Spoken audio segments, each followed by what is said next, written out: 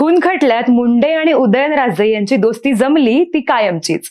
महाराष्ट्रातील काही लोकप्रिय नेत्यांच्या मित्रत्वाची, त्यांच्या मैत्रीची उदाहरणं आजही दिली जातात।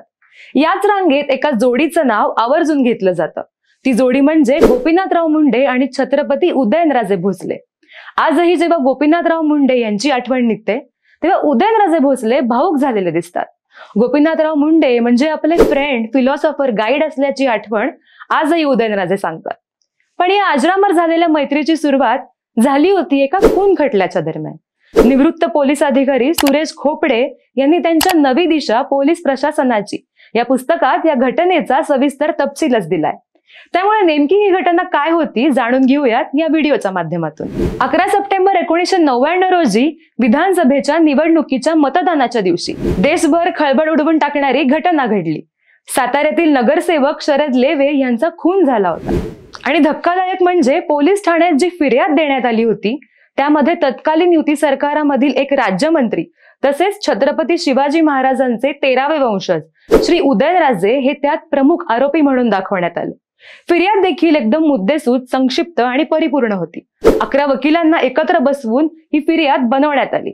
त्यामुळे उदयनराजे या खटल्यात अडकतीलच अशी शक्यता निर्माण झाली। त्यातच उदयनराजे भोसले यांचे तेव्हाचे कट्टर विरोधक आणि त्यांचे चुलते श्री अभयसिंग राजे यांनी देखील पोलीस प्रशासनावर दबाव टाकण्यास सुरुवात केली।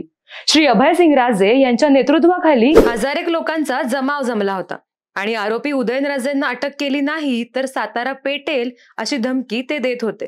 त्याच वेळी या जमावाला उत्तर म्हणून उदयनराजे यांच्या आईसाहेब हजारोंचा मॉब घेऊन रस्त्यावर आल्या। राजेंना अटक केली तर शहर पेटेल अशा घोषणा या जमावाकडून देण्यात येत होत्या। प्रचंड तणाव वाढला होता। त्यातच 3 तासांनंतर मतदान सुरू होणार होतं। काही वेळात उदयनराजेंना पोलीस स्टेशनमध्ये हजर करण्यात आलं। Y have you called me here आल्याबरोबर त्यांनी प्रश्न केला। त्यावर खोपडे यांनी उदयनराजेंना त्यांच्या विरोधातील फिर्याद वाचून दाखवली।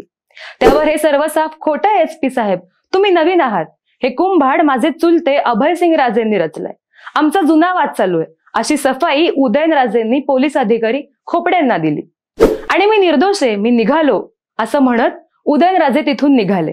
मात्र त्याच वेळी mister Udayanraje, you cannot go now, you are under arrest अशा शब्दात खोपड्यांनी उदयनराजेंना बजावलं आणि राजेंना क्राईम ब्रांच मध्ये ठेवलं। तेवढ्यात उदयनराजेंच्या मातोश्री राणीसाहेब मोठा मोर्चा घेऊन रस्त्यावर आल्या। राणीसाहेब फार कडक आणि आक्रमक स्वभावाच्या आहेत अशी माहिती पोलिसांना पुरवण्यात आली होती। राणीसाहेबांची सर्व बाजू पोलिसांनी ऐकून घेतली। राणीसाहेबांनी देखील आमचे लोक बघून घेतील वगैरे असा आक्रमक पवित्रा घेतला होता। त्यावर तुमच्या लोकांनी गडबड केली तर ते गुन्हे तुम्ही व तुमच्या मुलांनी घडवले असे आरोप होतील अशी समज पोलिसांनी त्यांना दिली। याच दरम्यान फोनाफोनी देखील चालूच होती। त्यातच पोलिसांचा फोन खणाळला। मी महाराष्ट्राचा गृहमंत्री आणि उपमुख्यमंत्री बोलतोय। पलीकडून आवाज आला। तत्कालीन उपमुख्यमंत्री आणि गृहमंत्री गोपीनाथराव मुंडे यांचा तो फोन होता। गुड मॉर्निंग सर, मी खोपडे, पोलीस अधिकारी खोपडे यांनी उत्तर दिलं। तुम्ही उदयनराजेंना अटक केली हे खरं आहे का? मुंडेंनी जाब विचारला। होय सर, खोपडेंनी वस्तुस्थिती सांगत उत्तर दिलं। का? मुंडेंनी थोडा चिडूनच प्रश्न केला। फिर्यादीमध्ये त्यांचे नाव आहे। त्याशिवाय खोपडे उत्तर देणार तेवढ्यातच गोपीनाथराव कडाडले। उद्या फिर्यादीत माझे नाव टाकले तर मलाही अटक करणार का? शिवाय 3 प्रत्यक्ष साक्षीदार आहेत, हिंसक जमावामध्ये ते होते अशी आमची खात्री पटलीये। उद्या माझ्या विरुद्ध खोटे साक्षीदार उभे केले तर मलाही अटक करणार का? You are always against me and my party. Khopde, मला माहितीये तुम्ही बारामतीचे आहात, नि राष्ट्रवादीचे बगल बच्चे आहात। पलीकडून फोन आपटल्याचा आवाज आला। राज्याच्या गृहमंत्र्यांनी थेट उदयनराजे यांच्यासाठी शब्द टाकला होता। ही गोष्ट उदयनराजे कधीच विसरले नाही। पुढे 22 महिन्यांच्या जेल नंतर उदयनराजे भोसले यांची निर्दोष सुटका झाली।